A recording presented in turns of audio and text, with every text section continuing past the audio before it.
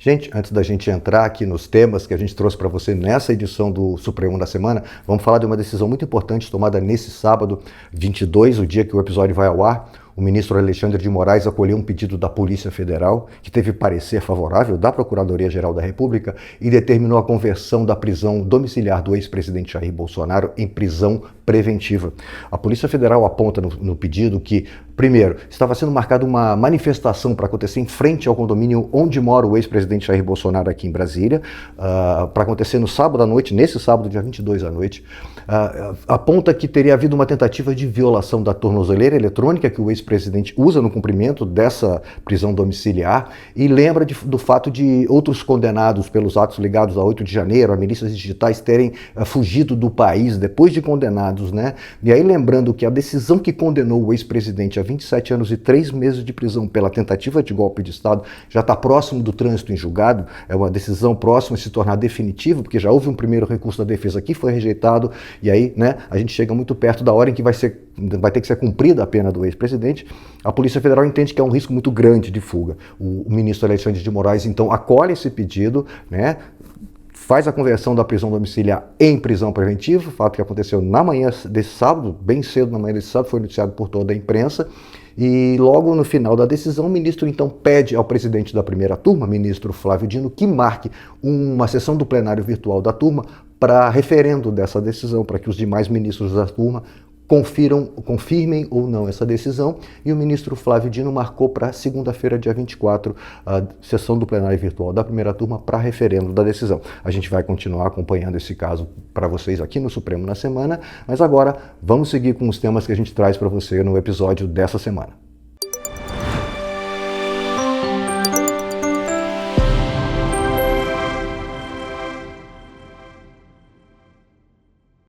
Seja bem-vinda, bem-vindo ao episódio 173 do Supremo na Semana, o podcast que traz os destaques dos últimos dias aqui na Suprema Corte. Eu sou Mariana Brasil, analista de redes sociais aqui do Supremo Tribunal Federal, e hoje a gente fala da conclusão do julgamento do núcleo 3 da tentativa de golpe de Estado, com a fixação das penas para os réus, da retomada do julgamento sobre a competência da Justiça do Trabalho para julgar o vínculo de servidores da FUNASA, da retomada do julgamento sobre a Lei do Rio de Janeiro, que obriga o transporte gratuito de animais de suporte emocional em aeronaves, e do julgamento que discute benefícios fiscais concedidos à comercialização de agrotóxicos. Quem comenta tudo isso comigo hoje é o Mauro e a Karina. Bom recebê-la de novo aqui, Karina. Obrigada. Muito obrigada, Mari. Boa tarde, pessoal. Uma honra estar aqui, um prazer. Meu nome é Karina, eu trabalho aqui no Supremo, sou mestre e doutora em Direito também, e vai ser ótimo conversar sobre essa semana. Coisa boa, um prazer receber você aqui. Eu sou Mauro Burlamac, jornalista da Secretaria de Comunicação Social do Supremo, então vou ajudar a Karina e a Mari a contar um pouco a semana aqui, esses julgamentos na Corte. Vamos lá. A primeira turma do STF concluiu o julgamento da ação penal referente ao chamado Núcleo 3 da tentativa de golpe de Estado, com a fixação das penas para 9 pessoas.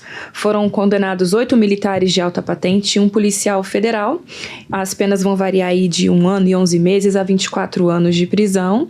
E teve também um general da reserva, né, que foi absolvido por falta de provas. Além das penas de prisão, os condenados terão que pagar de forma solidária uma indenização de 30 milhões por danos morais coletivos, né? É isso, Mari. Esse caso aqui, o Núcleo 3, esses militares, os kits pretos, como são chamados, né, as forças especiais do Exército e um agente da Polícia Federal, são acusados das ações mais violentas dessa tentativa de golpe de Estado, né? Eles estavam aí monitorando autoridades, inclusive a questão da neutralização de autoridades, como era o termo que eles usavam nos grupos lá a Copa 22 era o nome de um grupo que eles mantinham num aplicativo de conversas e planejando o punhal verde e amarelo. Então, assim, monitorando autoridades para, no fim, neutralizá-las, essas autoridades, presidente da República, ministro do Supremo Tribunal Federal. Então, assim, era o grupo mais, com as ações mais duras, né? E aí, uma das provas é que a pena que você comentou, a mais alta desse grupo aqui, foi de 24 anos, muito próxima das penas dadas ao ex-presidente Jair Bolsonaro do Núcleo 1 e do general Walter Braga Neto. 27 anos e 3 meses, 26, na sequência vem essas penas. Então, assim, penas duras, porque uma participação muito efetiva aí que exigiu dos ministros essa análise e acabar fixando essa pena aqui. Então, mas ainda assim teve uma absolvição, né? Eu acho que isso é um ponto importante de destacar. Sim. Que um dos réus, agora você me lembra? General Estevan Caus, deixa eu ver aqui o nome. É ele mesmo, Estevan Caus Teófilo. A única prova que tinha contra ele estava na delação do Mauro Cid, e o tribunal entendeu que não era suficiente para a condenação, né? Que a gente vai estar beneficiando a liberdade do réu. E eu acho que é mais um atestado de que a gente está seguindo o devido processo legal nesses casos, não é uma fixação genérica, tanto que houve algumas recapitulações, reenquadramento de crimes nesses foram para 2 militares, né? Isso. E uma absolvição. Então, acho que isso é importante também chamar a atenção aqui no comentário. Foi o único núcleo com absolvição. A primeira Sim. absolvição, e aí o que a Karina está dizendo é isso, né? É uma análise individualizada, caso a caso, né? Não é genérico. No caso dos atos de 8 de janeiro, há uma análise genérica, porque é aquele crime de bando que o ministro Alexandre de Moraes cita muito. Aqui não, aqui você está analisando caso a caso a participação de cada um, tanto que são penas distintas, né, de tamanhos distintos, e em 2 casos uma redução muito grande, aí os crimes aplicados, né, pelo qual foram condenados são de menor potencial, inclusive com a possibilidade de fazer acordo de não persecução penal. E esse caso da absolvição. Então, assim, né, uma coisa interessante que não pode nem aceitar uma denúncia, muito mais condenar uma pessoa só com base numa delação premiada, né? Pois é. Então, eu achei que foi acertado, né? Eu acho que a gente está trilhando um bom caminho aqui no Supremo. Pois é, e aí então a condenação saiu, nesse caso o julgamento se encerrou, tinha começado na semana anterior, todos os ministros votaram, e aí depois fizeram a chamada dosimetria da pena, aplicando a pena, e aí que eu comentei, 24 anos, a pena mais alta para esses condenados, né? Mas também os que tiveram reenquadramento tiveram penas a menor pena de 1 ano e 11 meses. E aí só lembrar que você comentou da indenização de 30 milhões, essa indenização vai ser paga por todos os condenados, tanto aqui nesses núcleos que estão sendo julgados, quanto lá nas ações penais das pessoas que invadiram o Supremo, o Congresso. Então, assim, no final vai ter aí, já são mais de 1.000 condenados, e aí eles vão ter que dividir essa conta, né, Karina? Sim. É os 30 milhões para todo mundo. Para todo mundo, para pagar o que fizeram. Vamos dizer assim. Para pagar os prejuízos que causaram aqui nos prédios públicos, né? Então, e aí também tem a questão de perda de suspensão de direitos políticos, né, Karina? Perda de função pública, no caso do delegado da Polícia Federal, do agente da Polícia Federal.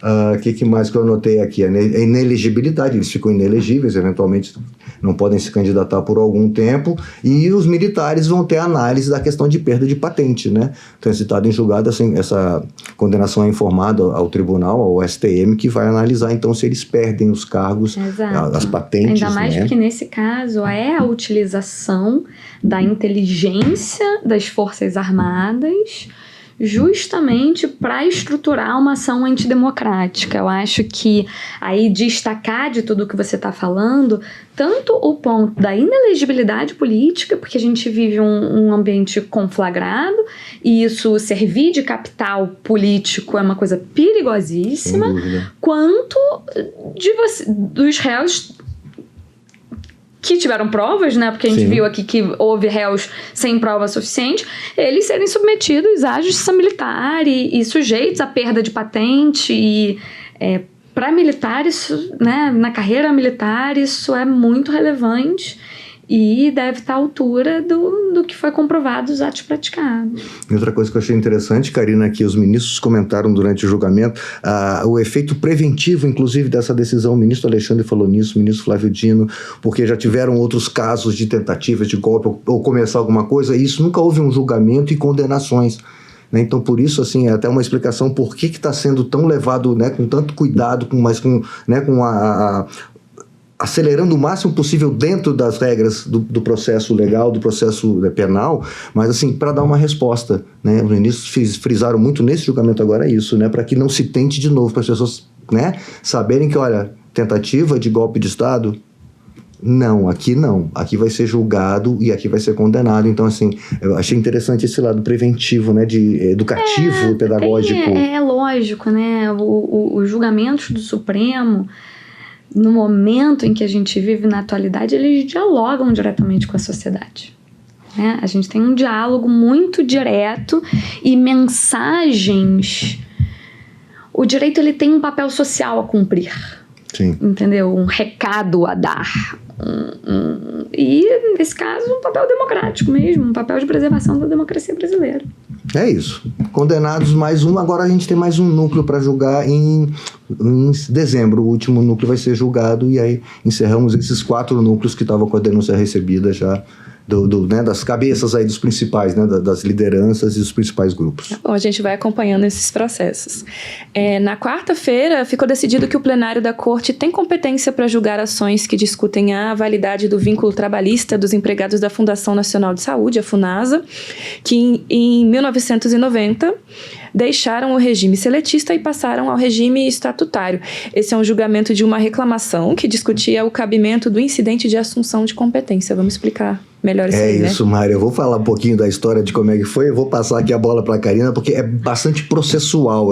A discussão foi bastante processual. Mas o que aconteceu? Uma servidora foi contratada, na época, antes da Constituição de 88, em 86, ela foi contratada seletista, né, consolidação das leis do trabalho, para trabalhar na FUNASA. A empresa que, né, anterior, que depois virou a FUNASA. Em 88 vem a Constituição dizendo que todos iam se tornar servidores e que teriam um regime jurídico único para tratar desses, né, para cuidar desses servidores. E aí, então, ela foi transmudada, um termo que se usa, né? Converteram ela de seletista para estatutária.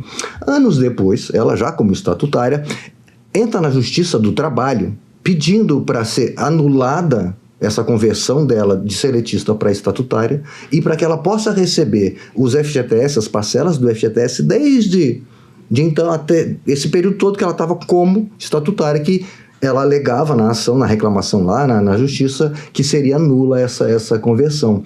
A Justiça do Trabalho no TST acabou concedendo esse direito a ela, dizendo sim, é nula, e ela teria o direito de receber o FGTS. Aí vem a FUNASA ao Supremo Tribunal Federal com uma reclamação dizendo que a decisão da Justiça do Trabalho nem poderia ser tomada porque não compete à Justiça do Trabalho analisar casos entre a União, os estados e seus servidores. Seria competência da Justiça do Comum. E aí vem essa parte processual, né, Karina? E inclusive a gente está falando aqui de reclamação, que é um processo que a gente comenta pouco aqui. Ainda bem a gente tem a Karina para comentar aqui, falar um pouco mais o que é reclamação, para a gente entender melhor também. Claro. Então vamos lá. Partindo de onde o Marco parou, né? A gente tem uma servidora atualmente, né? Então, ela era seletista, ela se torna servidora. Qual é o primeiro conceito jurídico, antes da gente falar da reclamação, que eu acho que é importante a gente ter claro aqui? Qual é a justiça competente para conhecer de qual caso? Quando você é regido pela CLT, então você pode ter servidor, empregado público, que a gente chama, né? Que você é um servidor regido pela CLT. Nesses casos, compete à Justiça do Trabalho conhecer dos casos. Quando você é estatutário, compete à Justiça Comum. Nesse caso, o que aconteceu? Ela é estatutária e quem decidiu foi a Justiça do Trabalho. O que é a reclamação? A reclamação, ela é um tipo processual para a parte, no caso, a FUNASA, bater na porta do Supremo e falar assim: Supremo, olha, o seu precedente está sendo violado. Nesse caso, quais eram os precedentes? A gente tem 2 precedentes, que é o RS 573202 e a ADI 3395, que afirmam a competência da Justiça Comum. Então, o que é a reclamação? É dizer, olha, esse precedente do TST, ele viola esse precedente do Supremo, que diz que quem deve julgar essa demanda é a Justiça Comum. Então, esse é o primeiro passo, tá? Então, isso é uma reclamação. A reclamação, ela tem por objetivo resguardar o que restou decidido pelo Supremo, né? resguardar e proteger a rigidez dos seus precedentes, daquilo que o Supremo estabelece com força vinculante. O que aconteceu nesse caso que é muitíssimo importante para quem está estudando para concurso, porque foi a primeira vez que aconteceu. Novidade, realmente. É uma novidade. O plenário teve controvérsia no plenário. Vamos lá. O que a Funasa fez? Ela formulou. Então, vamos lá. Você tem a reclamação. Normalmente, o que aconteceria? O Supremo afirmaria, neste caso concreto, a competência da Justiça Comum. Mas a Funasa foi além. Parece que ela tem 10 mil casos sobre isso.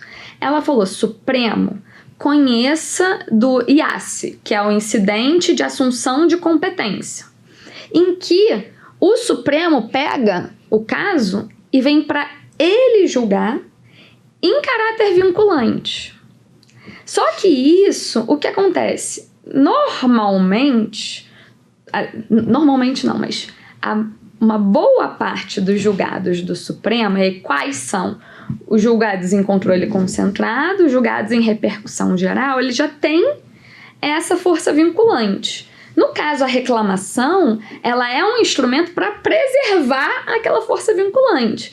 Você usar o instrumento processual da reclamação para resolver um conjunto de casos, era uma coisa assim. Era uma coisa... Ora, isso. E aí eles começaram a debater um pouco sobre eu até anotei aqui, eu acho que eles usaram o microsistema de uniformização da jurisprudência.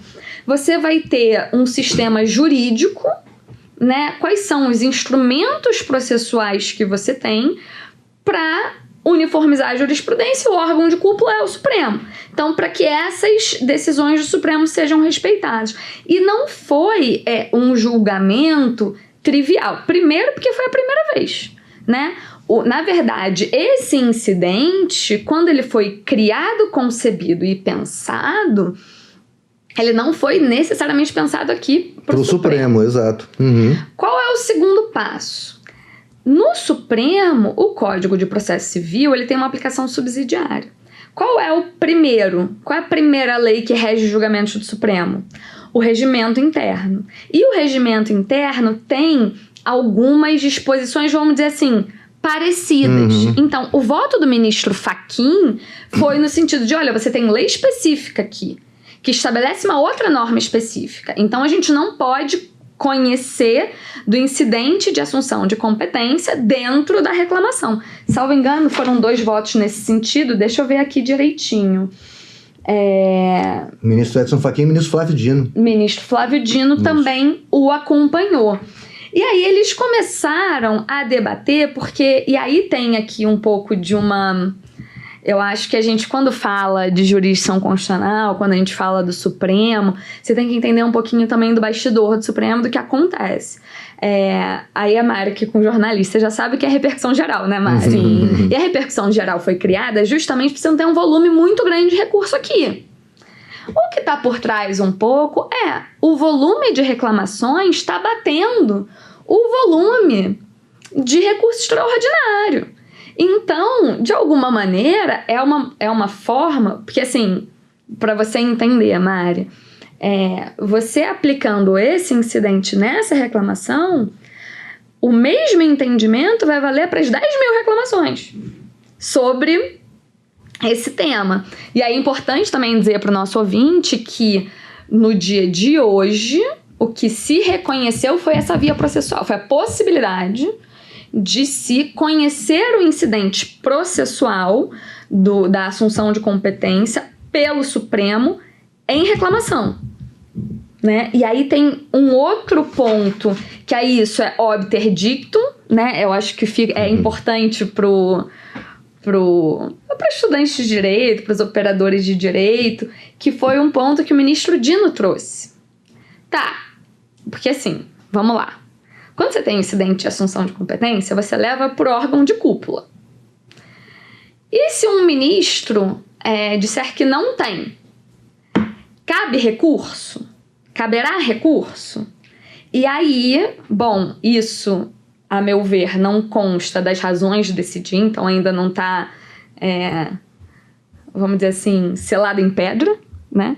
Mas eu acho que a maioria dos ministros foi nessa linha, né? Foi na linha de que não cabe recurso e o relator vai ter a decisão discricionária de conhecer ou não desse incidente. Eu achei interessante que eles comentam, né? O próprio CPC lá no artigo 947 fala, né? Para você receber e conhecer desse incidente, que o caso tem que envolver relevante questão de direito com repercussão social e sem repetição em múltiplos processos.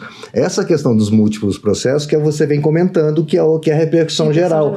Porque senão você vai confundir, você vai ter dois instrumentos processuais para tratar da mesma, né? Do mesmo problema, sim, vamos dizer assim, mas aí o ministro Gilmar, ele dá uma interpretação bem interessante, que ele fala assim, isso aqui não precisa ter um número grande de processos, não importa. O que importa aqui é a importância do tema em debate, né? Que ele fala que a relevante questão de direito com repercussão.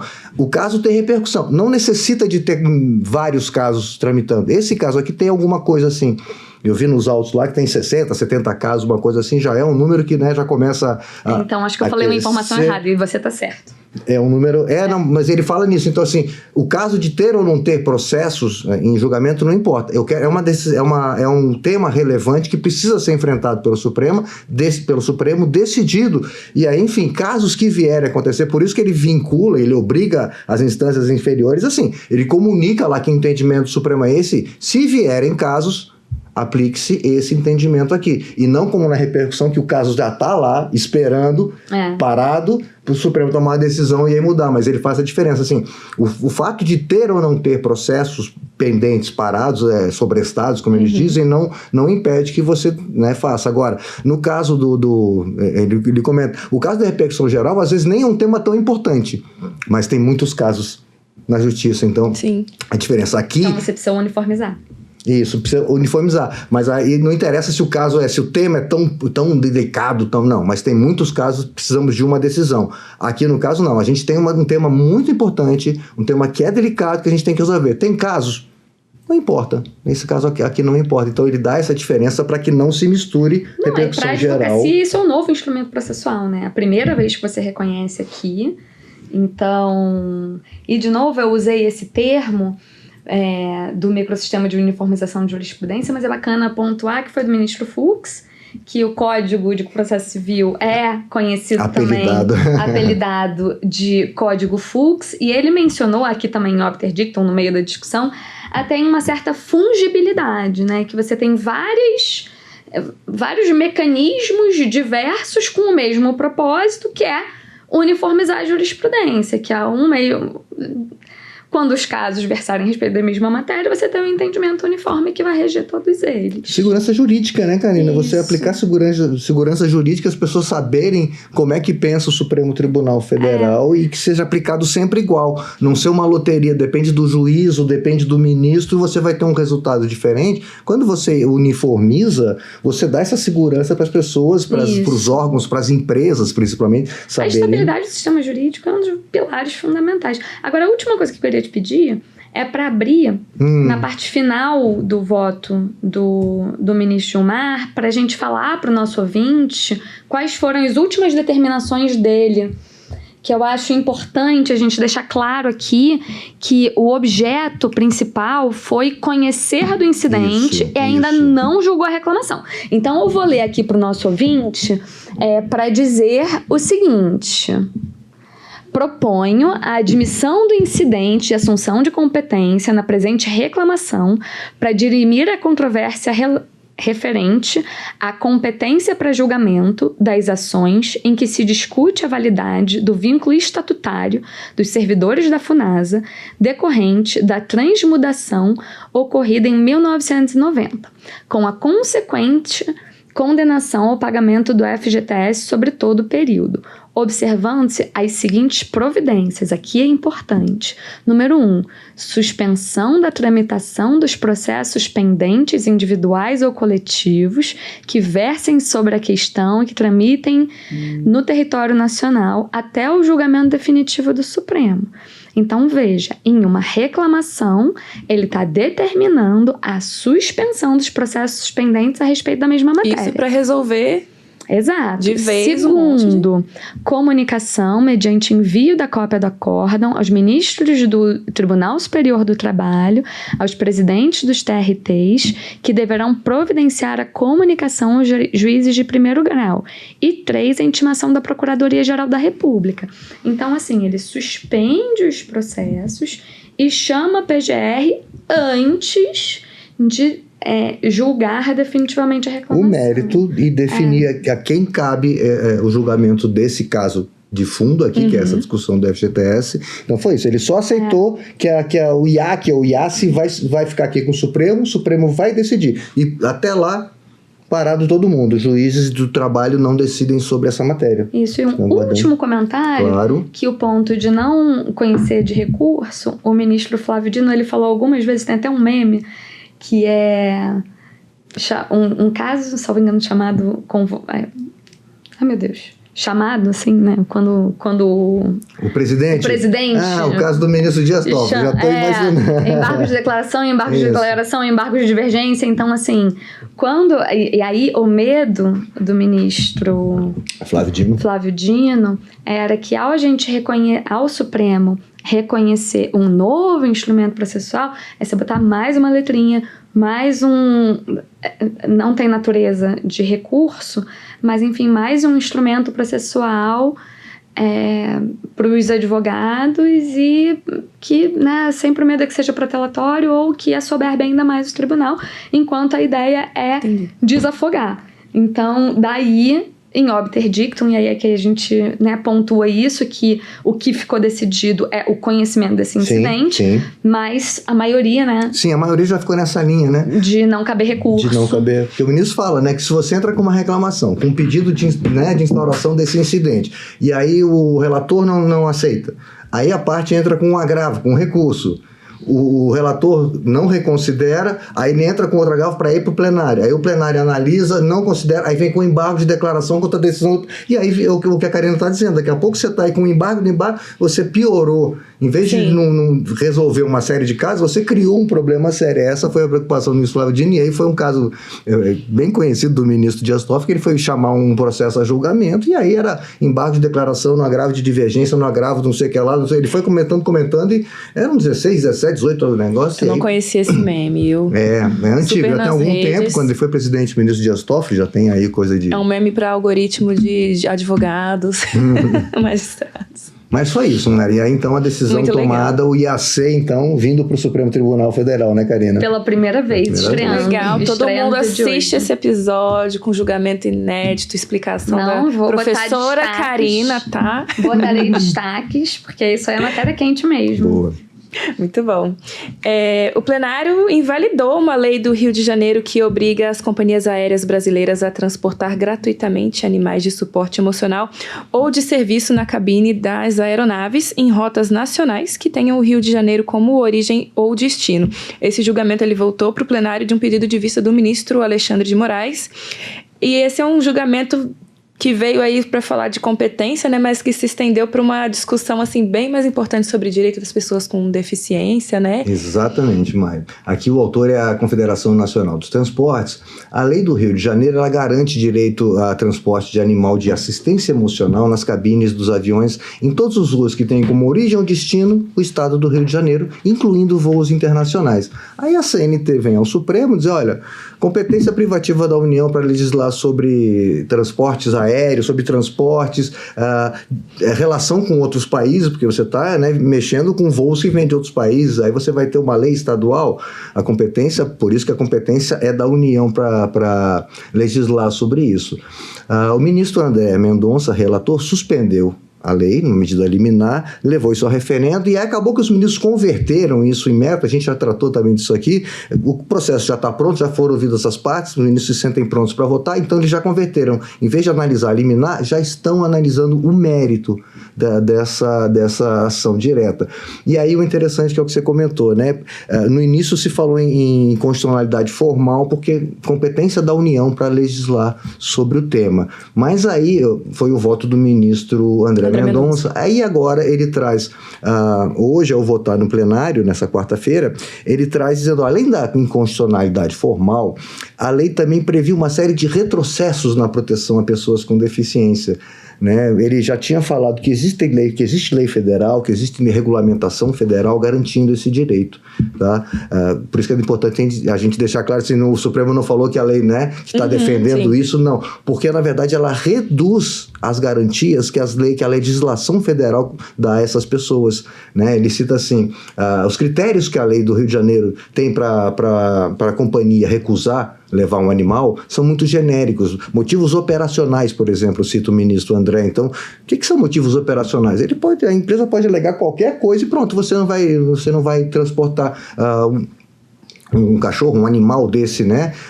Podem cobrar taxas, eles tinham uma quantidade de animais por voo. Então, tudo isso não tem na lei federal. A lei federal protege muito mais. Então, esse retrocesso na proteção não pode. Na União, na competência concorrente para legislar, a gente também já falou muito, a União e os estados podem legislar, mas quando há uma lei federal, os estados podem legislar desde que eles ampliem proteções, nunca restringam. E aí aqui no caso, então, acabou prevalecendo essa ideia da inconstitucionalidade material por esse retrocesso na proteção. Então mudou, Karina, que eles falavam no artigo 21, que fala em competência privativa da União para legislar, para o artigo 24, que fala em legislar sobre proteção e integração social de pessoas com deficiência. Interessante essa mudança, né, Karina? Muito, muito bom.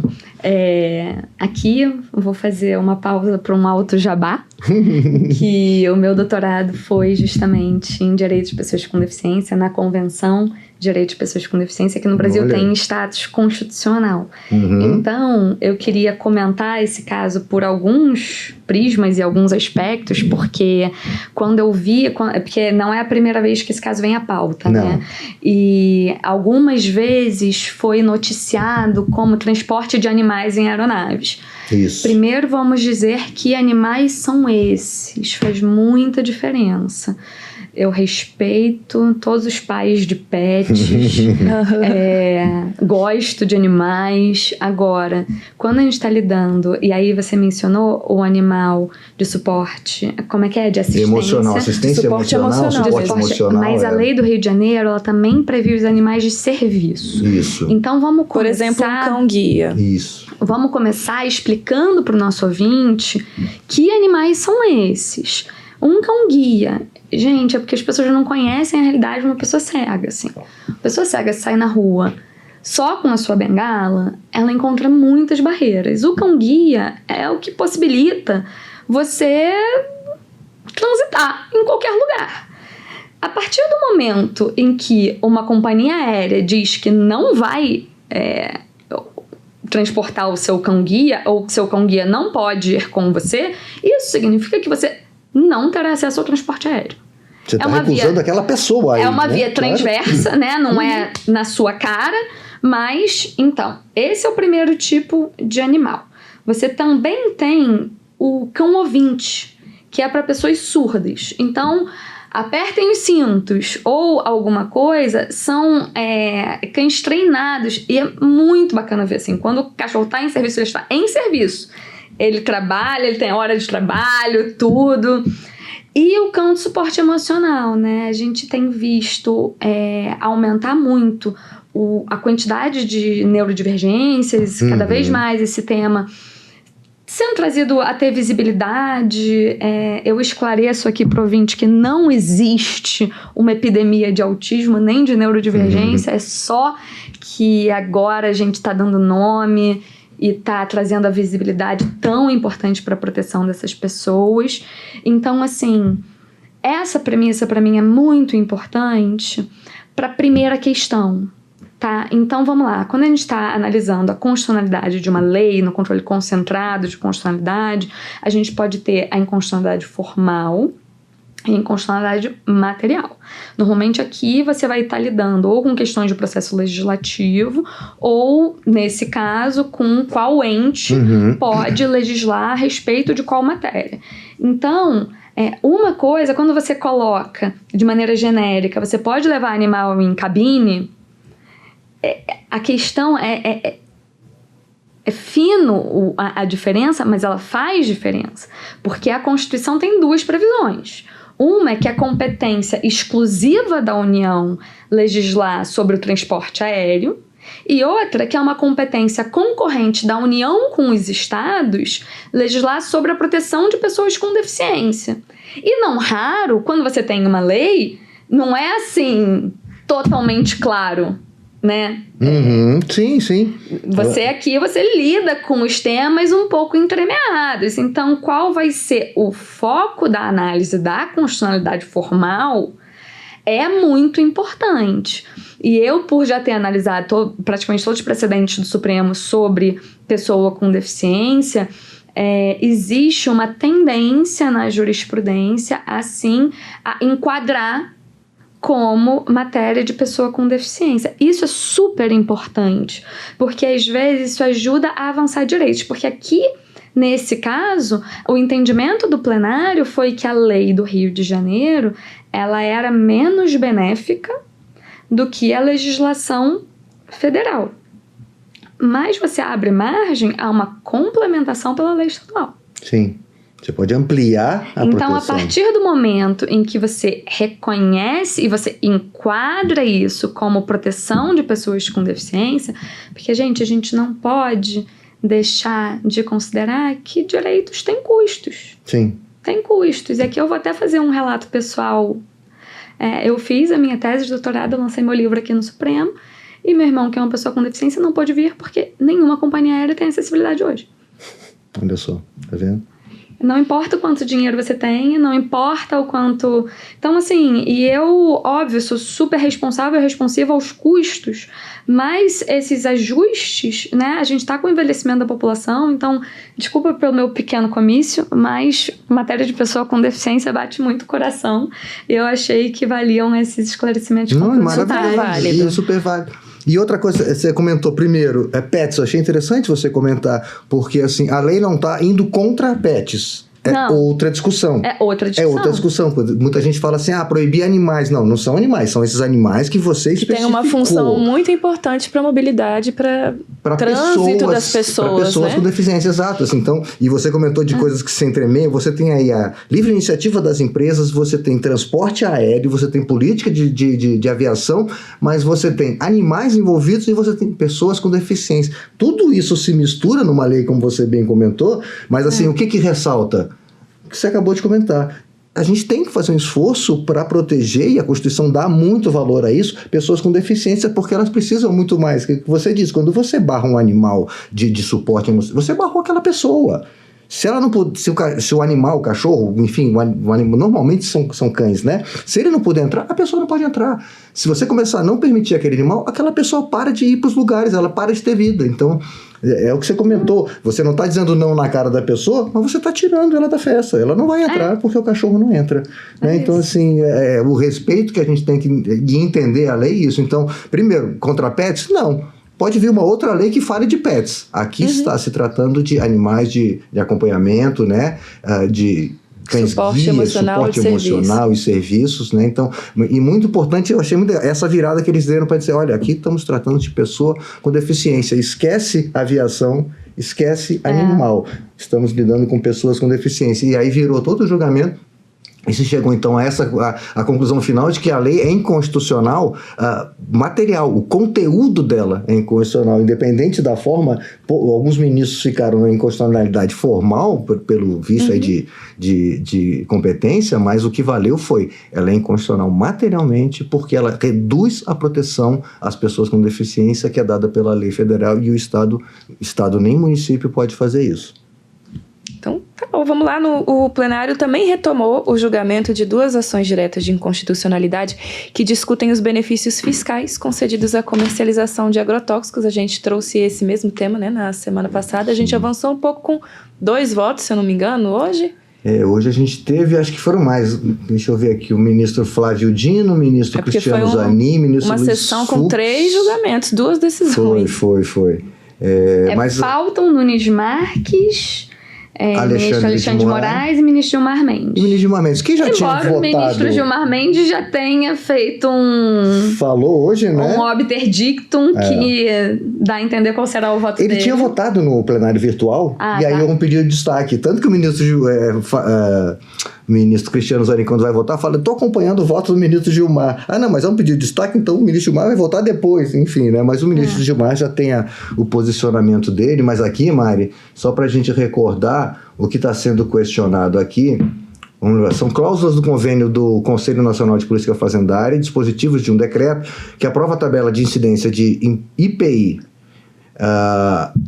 reduzindo em 60% a base de cálculo ICMS e isenção total de IPI para agrotóxicos. Tá? Essas são os dispositivos que são questionados. Então a gente já tinha o voto, como você comentou, do ministro Edson Fachin e do ministro André Mendonça, já tinham votado. O ministro Edson Fachin é o relator, que ele considera inconstitucional, não pode, né, essa redução, agrotóxicos, né, fazem mal. Porque aqui a gente também está falando que de um julgamento que se estende a meio ambiente, a proteção do meio ambiente. De novo, como falou a Karina, que as leis e os julgamentos aqui, né, entrelaçam vários temas e aí você tem que fazer, e às vezes até se fala que é aparente inconstitucionalidade entre normas, né, ou desarmonia entre normas da Constituição. Não.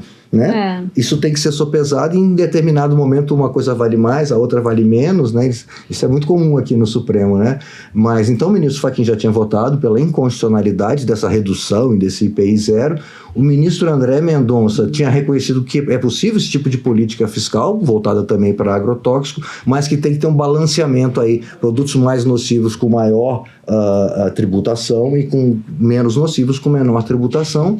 E aí hoje, então, a gente teve os votos do ministro, eu anotei aqui, o ministro Flávio Dino acompanhou o ministro André Mendonça, e aí seria uma parcial procedência, porque ele considera constitucional, mas que tem que haver uma reanálise, uma recalibragem dessa política, né? Os ministros Cristiano Zanin, Luiz Fux e Dias Toffoli consideram constitucional a política fiscal do jeito que está, balança a questão do meio ambiente com a segurança alimentar que estava envolvida nessa discussão. Inclusive, isso foi tema de audiência pública, esse julgamento também. Então, assim, teve que são casos que envolvem vários temas, né? E pela inconstitucionalidade, por enquanto, então estava o ministro Edson Fachin e a ministra Carmen Lúcia. Como disse a Karina, faltam votar o ministro Nunes Marques, Alexandre de Moraes e Gilmar Mendes, que já, enfim, deu mais o sentido, mas é mais um julgamento delicado que é isso, né? Envolve segurança alimentar, comida no prato de todo mundo, mais meio ambiente seguro, mais produção para todo mundo, mais, enfim... de novo a livre iniciativa, empresários, né, agricultura. Então é um tema que não é fácil, tanto que nós estamos aí com 3 votos para um lado, 2 votos para outro, 2 votos para outro, está bem dividido o plenário, né, Karina? E o nível de interferência do Supremo nesse tipo de questão, né? Porque o Brasil é um país, a nossa economia é muito movida pelo agro. Você precisa da proteção do meio ambiente por um outro lado, então uma posição falando, olha, na verdade, uma posição pela constitucionalidade falando, olha, a gente precisa desse tipo de política fiscal para conseguir produzir em quantidade e exportar, um meio termo dizendo, olha, na verdade aqui você pode também ter um caráter regulatório do tributo, não só, né, arrecadatório, né? No sentido de você incentivar e desincentivar. Sim. Então, quanto maior a toxicidade, menor deve ser o incentivo fiscal.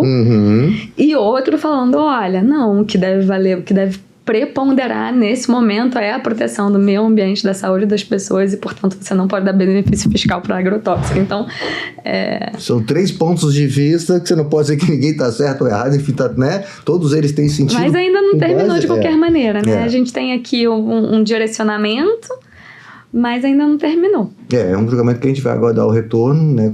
Hoje já tinham saído, no final da sessão o ministro Gilmar não pôde participar, o ministro Nunes Marques, então faltam esses 3 votos, Nunes Marques, Alexandre de Moraes e Gilmar Mendes, para a gente concluir esse julgamento. É isso.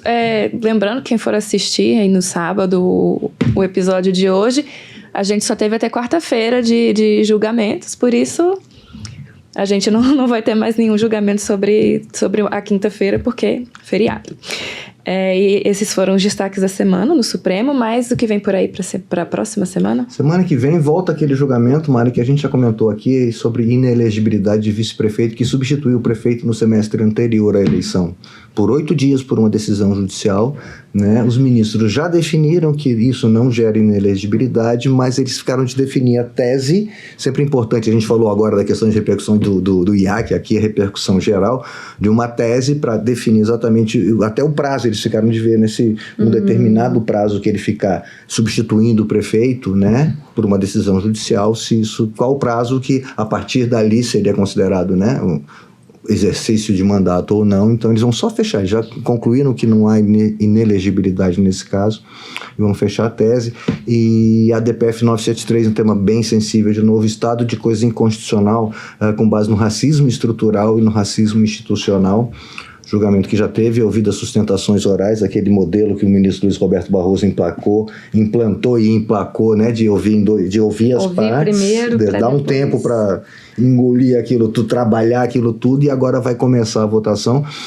Uma forma de julgamento que deu muito certo, né, Karina? Foi bem interessante. Os advogados gostam muito, e principalmente porque, né, se sentem mais ouvidos, e os ministros têm mais realmente tempo. Faz diferença, é melhor mesmo. Funcionou bem, né? Foi assim, bastante usado. E aí é o bastidor, né? A gente falando aqui, a gente tá falando de bastidor do Supremo, mas, em regra, e todo mundo sabe, o ministro chega com o voto pronto para sessão. Isso. Se o advogado traz alguma coisa relevante ali, normalmente ele vai pedir vista. O máximo ele consegue é um pedido de vista, nunca mudar um voto na hora.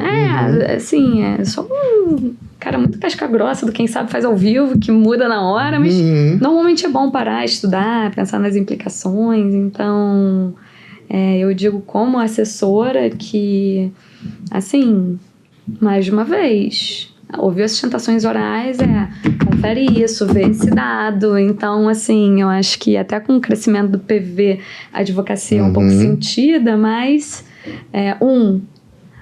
as sustentações orais do PV são vistas, e 2, esse modelo realmente, eu acho que ele, para casos importantes, casos com muita informação, até para o ministro, ele ouve tudo, e aí, assim, a minha linha de raciocínio vai por aqui, vai por ali. Interessante você comentar do PV, que são ouvidas todas. Uma vez eu participei de um evento aqui dentro que explicava, o ministro não consegue, se ele não ouvir, ele não consegue votar. Exatamente. O sistema é feito de uma forma que tem que ouvir para que possa votar. Então não tem como dizer assim que, sabe, deixar lá o arquivo, não ouvir e partir para o voto. Não, tem que ouvir, acabar, né? É bem interessante. E esse tema aqui, como você está dizendo, né, é racismo estrutural, racismo institucional. Isso é um tema, né, que não dá para você realmente numa tacada só resolver, não, precisa de muita análise, muita, né, esse tipo de coisa quando trata de estado de coisas inconstitucional, a gente teve em presídios já, né, então assim, é muito delicado, é muito sensível, normalmente são decisões, né, complexas, que não é aquela coisa só, isso aqui é inconstitucional e acabou, essa lei é inconstitucional, tira ela e acabou, não. Tem que mudar muita coisa. Eu no PEC, que é o Núcleo de Processos Estruturais Complexos aqui. Então, assim, a diferença até para o ouvinte, porque nem todo mundo sabe exatamente o que são os processos estruturais. Eu não sei exatamente quais são os pedidos formulados nessa ADPF, mas, assim, para colocar para o nosso ouvinte a diferença que ele está trazendo... Um tipo de ação é você declarar a constitucionalidade ou não de um determinado ato. Outro, que são esses processos estruturais, qual é o objetivo do processo estrutural?